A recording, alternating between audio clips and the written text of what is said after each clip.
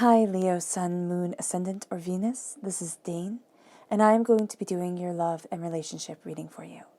Now I ask if this reading resonates with you, don't forget to give it a thumbs up, and also to subscribe to my channel. And if you would like to be notified whenever I upload new videos, and I upload all the time, just hit the bell notification button. And if you're interested in any of the cards that I'm using, they will be linked and listed in the description box below. Now, before we begin this reading and clear the energy space, once again, a reminder not to be scammed by anybody in the comment box pretending to be me offering you a reading. That person is not me. That person is a scammer. I will not be soliciting you for anything.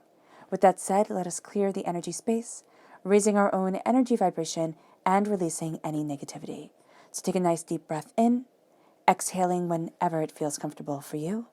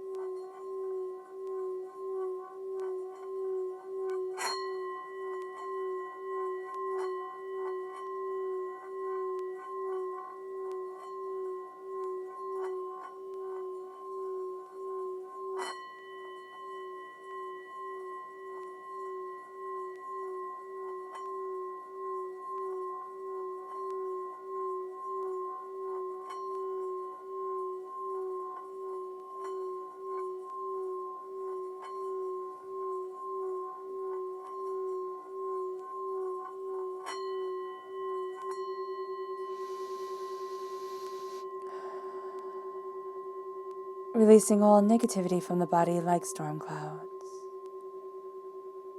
Letting yourself become calm, centered, and at peace as you enter into this safe and loving space. Now let's let the bowl sing as we see what the tarot has to say.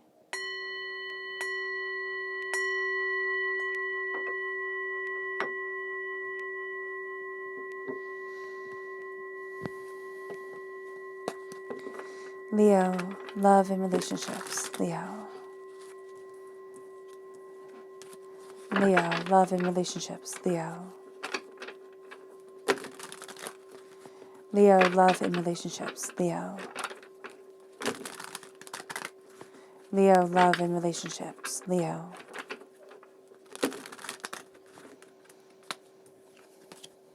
Angels and spirit guides, show me clearly. Guide this reading and show me clearly. Angels and spirit guides. Angels and spirit guides, show me clearly. Guide this reading and show me clearly. Ooh, of course, that one fell right on the floor, so let me get it for you guys. All right.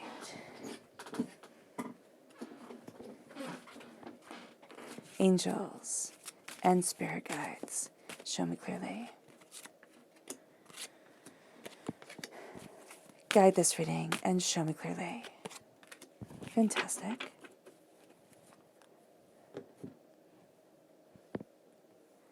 Okay, let's look. Ooh, of course, I didn't take the rock off. Oh, the amethyst was on. Let's see here. Your chakra energy, Leo. Love and relationships, Leo. Love and relationships, Leo. Love and relationships, Leo. Angels and spirit guides, show me clearly. Awesome. Those three. Fantastic. I love how your cards are just jumping out. It's like spirit is speaking directly to you and wanting you to listen. Now, before we even start, this is not your normal everyday love reading. This is going to be more intense, really focusing on the self and the soul, as all the readings that spirit, orchestrates through me does.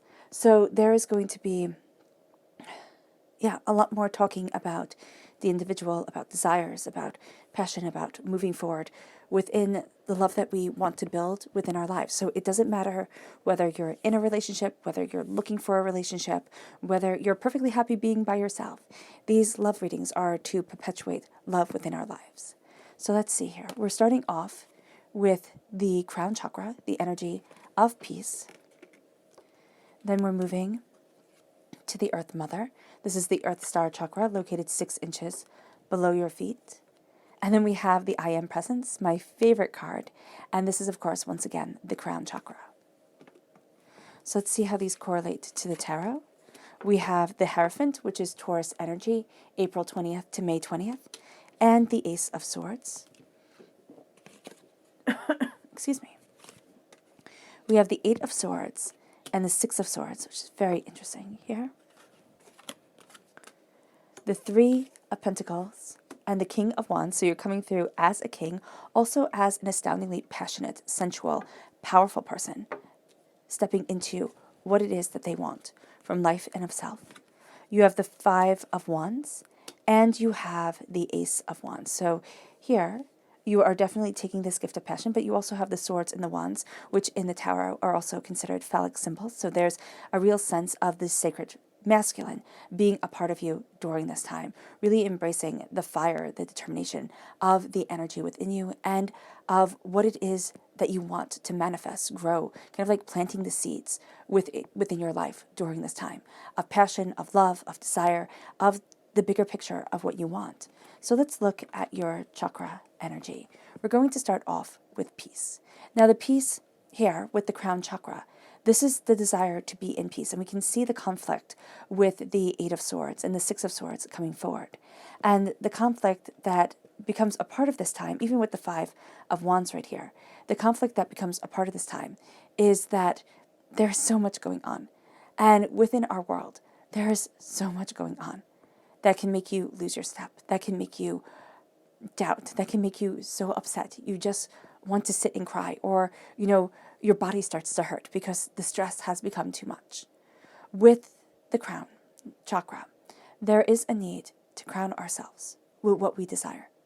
It's the saying, be the peace you want to see in the world. Be the love you want to see in the world. Be the peace of soul. Be that safe haven for yourself. So often we look externally, and that's cool. But looking internally, that's the key. When we look internally and we say, how is it that I want to move forward? What is it that grounds me? What is it that's so important to me? How can I fill my life with beauty? How can I fill my life with purpose and determination and destination? Here, it is embracing peace. It is visualizing us taking a crown, like royalty wears, and crowning ourselves with peace, understanding, compassion, and above all, hope. Because during these times within the world, it can feel hopeless at times. And that can make love so hard. But to have hope, which was the last thing left in the chest when Pandora let out everything. To have hope is what humanity needs to survive and what we need to thrive. It brings us then to the Earth Star Chakra, Mother Earth. Now, when we think of Mother Earth, when we call people Earth Mothers, we think of them as being very kind of grounded and centered and, very compassionate and caring. But remember, the Earth is also the tornadoes and the hurricanes. The Earth is the blizzard and the windstorms. So the Earth isn't just this passive, nurturing figure. It is the trials and the tribulations that make up so much of our subconscious mind, that make up so much of what we fear, of what we desire, of what we challenge ourselves with. So Mother Earth brings us forward to our truth, to the grounding of the bigger picture, to seeing our desires.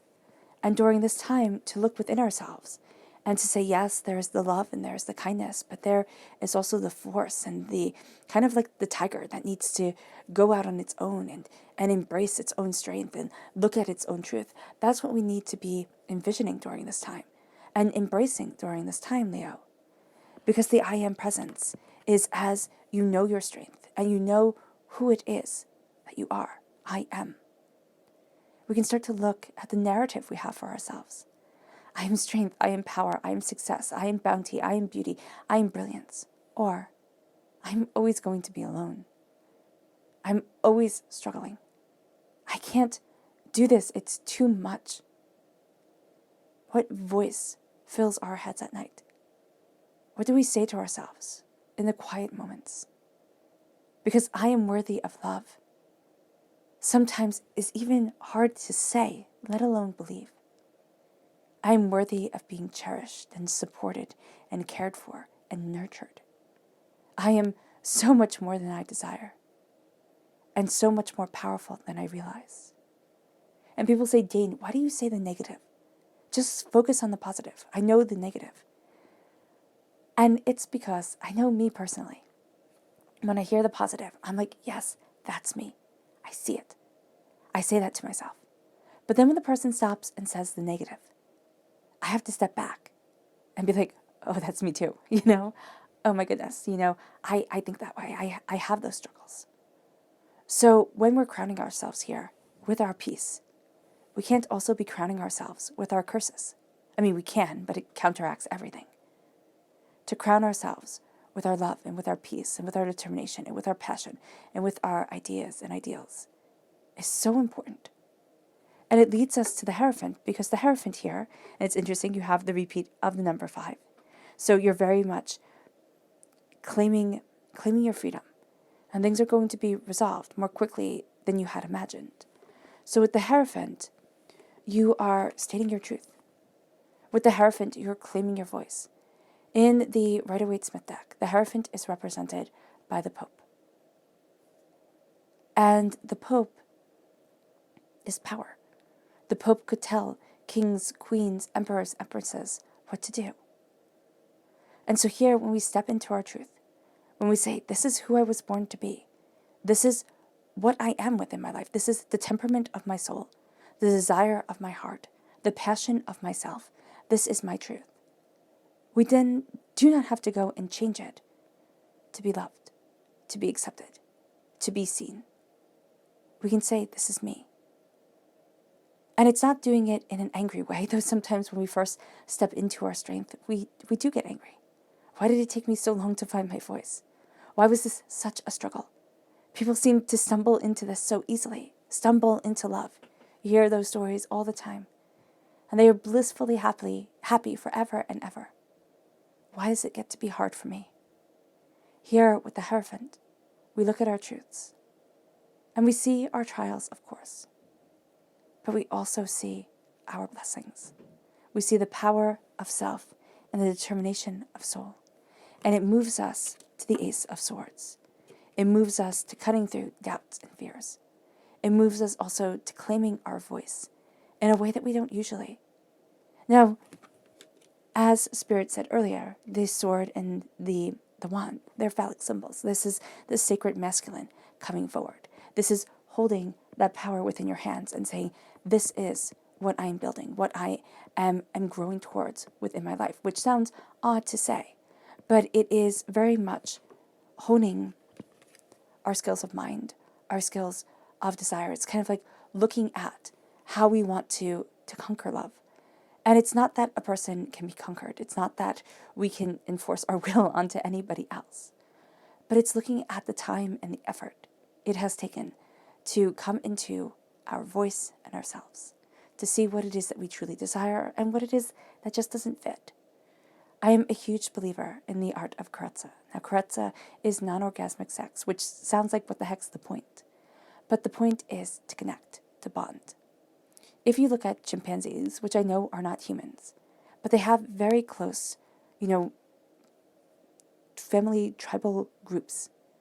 And if you see a chimpanzee that is not part of the pack, okay, its hair starts to fall out, it's under tremendous stress, it feels absolutely vulnerable because it is. And one of the problems that we have with our world is that everybody doesn't have their group. We don't have that person that takes care of us, or that person that we take care of. And with the chimpanzees, when the shunned chimpanzee is let back into the tribe, the first thing that is done, or pack or whatever a group of chimpanzees is called, the first thing that is done is that they're groomed. The bugs are taken off of them. It's the touch that is so important. And so during our modern age, we can be around people all the time and still be starved for touch. We can have an intimate partner, great sex lives, and still feel disconnected. This is why the climax is taken away. This is why it's saying connect mind to mind and breath to breath. The inhales and the exhales, the passion and the power, the connection and the truth is so important, and yet we forget it. We look at instant gratification, and our world is surrounded by instant gratification. I have a link in the description box below to Carezza, and it really is beautiful. It's slower, it's calmer, it's more personal, and that's beautiful. It's connecting with the mind that divinity is giving us. This cutting through doubts and fears and angers and upsets and hurts and pains and saying, but this is my truth. And I get to embrace my truth. It leads us to the Eight of Swords. The Eight of Swords is feeling trapped within our own minds, trapped with what the world wants us to be and what we want to be, trapped by failed relationships, doubting ourselves, looking at things, not wanting to repeat relationships that we've either seen fail or that we ourselves have been through. And so here, it's fear. And we can live our whole lives, and people live their whole lives in the Eight of Swords, in fear and in doubt and in anger and in upset and in chaos. And so the need to say, I see the fear, but I also see that I can walk out of it. I also see that there's a path forward for me in a way I hadn't imagined, in a way I hadn't seen, because the Eight of Swords is blindfolded. I can only see what's in my mind. I can only fear the darkness of what I don't know what's coming. And it brings us to the Six of Swords. Once we look at that fear, we name that fear, we see that we can walk through that fear, it brings us to the Six of Swords. It brings us to taking our knowledge, embracing the chaos of our emotions and saying, all right, it's going to be a bumpy ride, I get it, but I need to move forward. I need to move forward for me. I need to move forward towards more. I need to embrace my grace. It's taking the knowledge and the understanding, and it's moving towards something more. And in relationships and in love, there is a fear here that stops full connection. There's a fear here that could say, oh my gosh, having our breath become one, synchronizing ourselves in such a way. And Carezza, even though traditionally it is done as a couple, it can be done solo, where you connect with your body. You understand you before you can ever understand anybody else. And that becomes an empowerment. That becomes an embrace of self, a meditation of sensuality. And so the fear that is around embracing that sensuality, letting another person in, letting ourselves be free to what it is that we want, how it is that our souls want to move forward, but also understanding the fear of, what if I mess it up? What if relationships repeat themselves? It's looking at things more powerfully and more openly and more honestly, and not letting the what ifs, the darkness and the chaos overpower us. And that's how we move forward here. That's how we start to see a greater picture, embrace the chaos of emotions and say, okay, I get you. But I know that there's more out there for me. I know there's power for me moving forward. And as we embrace that power moving forward, we start to see the prosperity that we've built within our lives. And even at times when we say, I haven't built any prosperity, to still be standing, to have stumbled across this channel, to become part of this family, that's important. Because it means that you're looking and searching for something more than you imagined, more than you realized. The Three of Pentacles is an embrace of the hard work, discipline, and dedication that you have put into your life and into yourself. The power to move forward, the purpose of our truth, the understanding that yes, other people will take credit for it and say, oh, look what I did. I changed your world. And the understanding is they didn't change your world. You embraced your truth, your passion, your bounty, and you changed your own world. It brings you to the King of Wands. It brings you to connecting with your passion, your desire, your fire, your truth, your honesty, yourself. It's embracing the sacred masculine. During this time, it's so important, especially with the idea that the sacred masculine might not be as good as the sacred feminine. That's nonsense. You need both in order to keep the world going. And so here, it's embracing the fire of what you want. It's embracing the force of truth, the determination, the sense of, I need to kind of purge away. I'm just seeing the sun shining so brightly. And you know how and Spirit is showing me white linens hanging up. So you know how you hang up you can bleach your clothes in the sun, right? And so if you hang up your white linens, not only do they become whiter and crisper, but they get all the bacteria taken away from them. And so here, that's what I'm seeing. I'm seeing this darkness being kind of purged away, this hurt, this pain being purged away from within, so that we can embrace the sensuality and the sexuality being that we want, without the objectification, without the, force and the trauma and the anger. And I'm not saying that all sexual relationships have that at all, but it's looking at what our world values. And our world values, when it comes to relationships, it values that passionate, teenage, drunk on love relationship. And that's all about climax. It's all about chasing the next high. It's all about, the almost unobtainable goals. And we see that then in our world's obsession with porn. Unobtainable goals, absolute perfection all the time. Yes, there are different genres and breakouts and everything like that, but that is the mainstream ideal that is put forward. And it also gives unrealistic expectations and can have a ferocity to it, a violence to it, that all the time is not needed within relationships. It's that connection with soul and self that is so important forward. And to say, I see your soul. I connect with your soul. I connect with your passion. I see your beautiful moments and I see your despair. And I get it. And it's not only to do that for another person, but it is most powerfully to do that for ourselves. I see your despair. I see your heartbreak. I see your disappointment. And I understand it. And I embrace the way that I need to move forward, the truth of who I am, and of what I want from my life. So when we see ourselves, when we, connect with ourselves, we start to look at the chaos externally and internally that tries to break us down.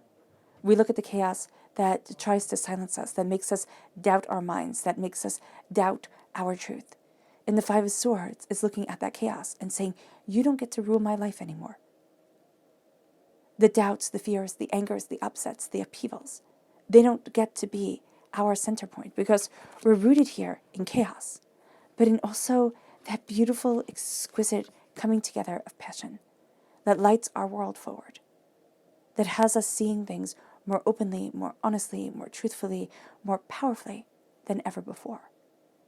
And as we open our eyes to this truth, as we say, this is the light I want to follow, this is the love I want to follow within my life. And it doesn't matter if you're in a relationship and have been in that relationship for decades upon decades, or if you're single, if you're looking, if you're perfectly happy being single, it's letting passion guide your life. It's letting the heart and the soul of the self come forward. And it brings us to the subconscious chakra message, which is clarity, the third eye chakra. Clarity of ideas, clarity of purpose.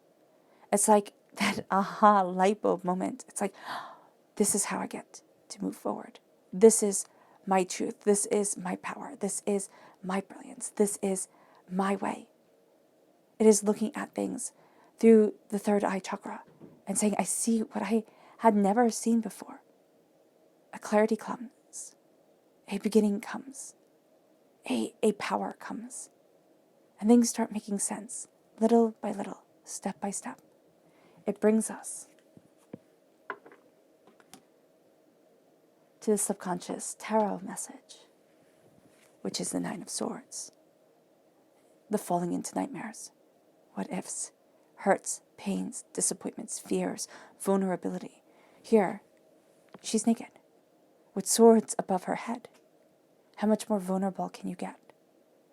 The subconscious fear is that if I open and purge what has held me back, and I open to my passion and to my truth and to the sacredness that follows me, and I live what it is that I want, can I be destroyed?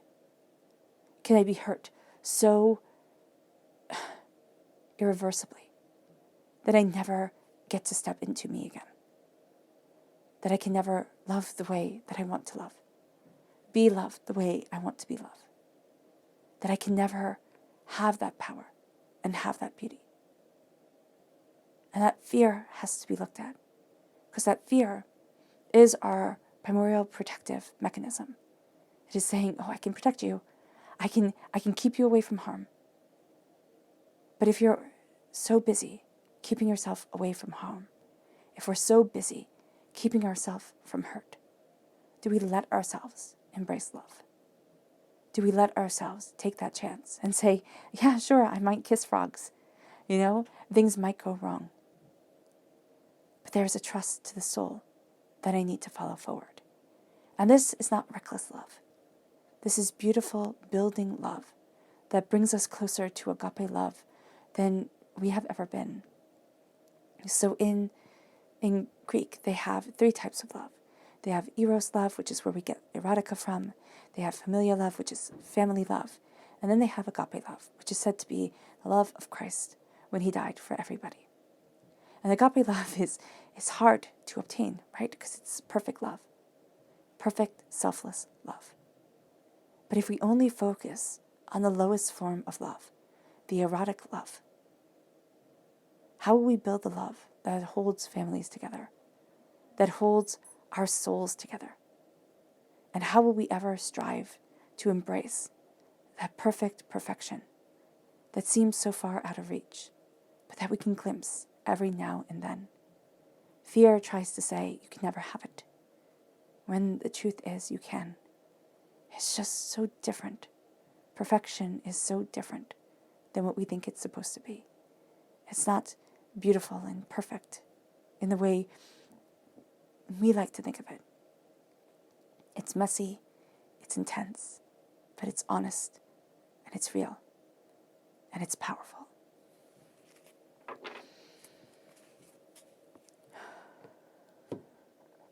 All right, Leo.